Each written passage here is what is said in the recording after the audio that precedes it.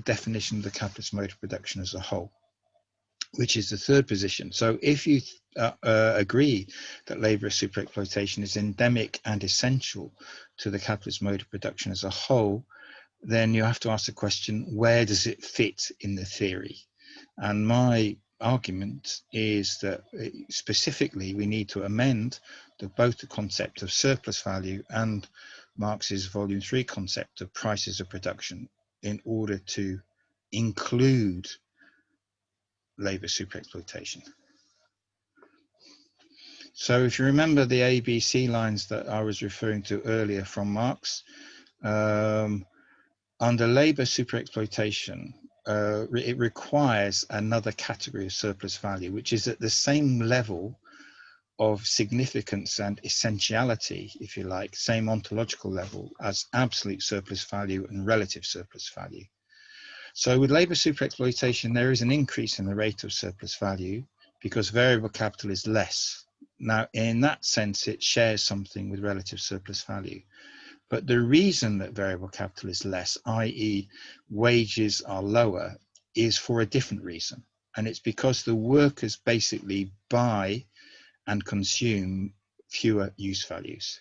So it's not that the commodities they consume are necessarily cheaper, it's just that they consume fewer commodities or worse commodities. And that means that the wage is lower, which means that the necessary labour time is lower because of more oppressive conditions. Now, if the workers are suffering more oppressive conditions, it's very likely that they will also be suffering under pressure to be working longer hours and also in greater intensity. So lower wages, as Marini rightly argued, are part of a more general condition of harsher exploitation. So what that means in these sort of diagrammatic terms is that the 10 hours divided 5 and 5 can be pushed up to 12 hours, while at the same time the workers are being paid less. Now just take a moment to look at this ratio of surplus labour over necessary labour. 5 over 5, our starting condition, 100%, is now 9 over 3, 400%. The rate of surplus value has shot up from 100% to 400%, much more exploited. I'm coming to the last section now of the talk, and I'm just going to do a few points of observation before we discuss the content, the central content. Going back to the structure of the 3-4 volumes of Capital, what I thought I'd do is just show you how different theories of imperialism have tried to acknowledge and build on different parts of the Capital. So Rosa Luxemburg really focused her attention on Volume 2's Departments of Production. Bukharin rightly picks up on Marx's point about greater exploitation of colonized and enslaved labor in Volume 3. Hilferding makes an awful lot of detailed investigation of capitalist organization, which Marx explains in Volume 3, joint stock companies, cartels, and so on.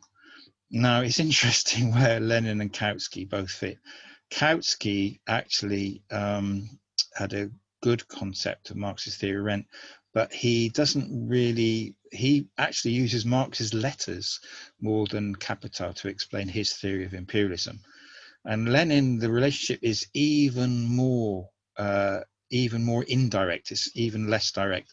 And really you would have to bring in Hegel, I'm afraid, back here to understand how Lenin mapped what he was doing with his theory of imperialism with Capital. In other words, what Lenin did is he tried to rework Marx's whole methodological approach for the new reality which he saw in front of him. So Lenin got so far in that without completing the cycle again, but he basically consciously applied a dialectical method to imperialism. The next generation of theorists, Marini was a very, very advanced student both of Marx and of Lenin. And his contribution was basically to put a big question mark over the midsection of volume 1.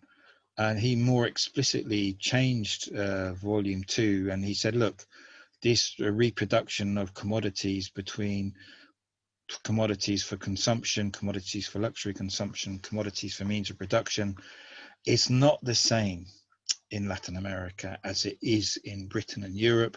And he had a different position to Luxembourg on this, which is rather than there being capitalism and something outside capitalism, he basically explained that there were two different types of capitalism when considered in terms of what types of commodities were being produced. Independently, I think the South African Marxists came up with a very similar position, Jose Ayafa, and Osorio, who's a student of Marini, has developed Marini's thinking, including quite extensively in relation to volume 1. Osorio explains very fully the different aspects where Marx approximates towards a theory of superexploitation in volume 1. He calls it redoubled exploitation. And finally, Dussel here. Dussel's contribution is helpful because he shows how Marx's theory of prices of production was generated by his critique of existing theories. The theory of price of production we'll come on to in future lectures. So this is another contribution from Latin American thought. The green line here is me saying that theory of rent needs to be put back into the middle of volume 1 because it's a labour theory of rent. And all these other bits I won't go into, but I'm saying that labour superexploitation affects, we need to amend quite a large part, or if you like, qualify, supplement, reinterpret quite large parts of volume 1 and of volume 3, given the product that Marini gave us in order to take it forward. Right, penultimate slide, I think. Marx was all the time moving forward. My reading of Marx in the last 20 years of his life, last 15 years of his life, I should say more specifically, after he'd published volume 1 of Capital, is that he was continually revising developments. And in the end, had he been superhuman and not just a genius, he probably would have changed it, but he didn't live that long. So what you see in Marx's correspondence and other indicators is that he could tell that things weren't quite as he'd written them, but he hadn't yet reached a point of actually, he's like fundamentally reworking his concepts. He was still working on them when he died. But this is a very strong evidence of Marx's recognition of transfer of value, and there's quite a strong hint of, about labour superexploitation. One of the very last contentful letters that he wrote in 1881, and basically I want to highlight, he's talking about India, of course, and he's talking about how the English are deriving huge profits from India and Afghanistan. They take from them without any equivalent. Okay, so there isn't an equivalent for all the labor power which is being expended, and the value of the commodities, there's a huge transfer of value from India to England, who make more is made in England than that of the income of over 60 million workers in agriculture and industrial workers. And he calls it a bleeding process. So this is Marx is coming to what is later known as dependency theory, in terms of the exploitation of India by Britain being rooted in a particularly harsh labour exploitation. I think this is my final slide. The idea of labour superexploitation was picked up by John Smith in his very excellent book on imperialism in the 21st century. But in the discussions and the content of that book leads to a sort of where did this idea come from? And I mean, Marini was a pivot, there's no doubt about it.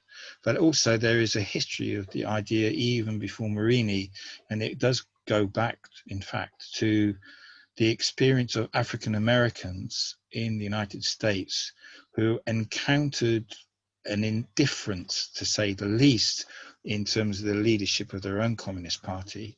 But they entered into discussions with the Communist International, and they really were the first exponents of the idea of labour super exploitation, and the writers there, James Ford, Harry Hayward, Claudia Jones.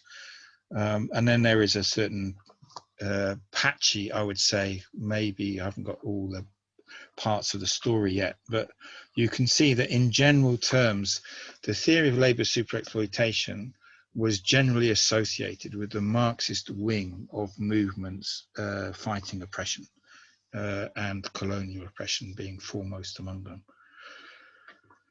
Okay, oh, I should say lastly, I'm very pleased with the latest developments. There are debates going on in Latin America about Marini's thought and Marxist dependency theory.